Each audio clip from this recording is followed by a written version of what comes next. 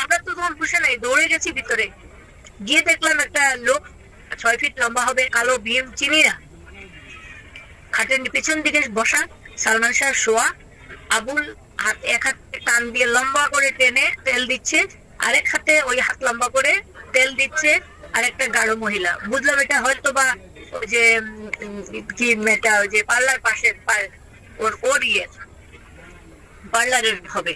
আর টেবিলের উপরে এক প্লেটের মধ্যে কতগুলি তেল, সর্ষের তেল রাখা। তখন আমি বলছি, এই আবুল তোমরা কেন সর্ষের তেল দিচ্ছ? আমার ছেলে সর্ষের তেল সহ্য করতে পারে না, রাখো রাখো আর দিও না। এর মধ্যে আমি উঠে নাক মুখ দেখছি, আমি তোমার দিচ্ছি, ইমন আমি আসছি, বাবা কি হয়েছে, উঠো উঠো। সে উঠে আমি লাফ দিয়ে বিছনায় উঠছি, উঠে দেখলাম পায়ের কাছে গিয়ে 5-4টা নখ, তার 20টা নখই খুঁজে খুঁজে দেখলাম যে কালো কালো হয়ে গেছে, ঠোঁটটা কালো।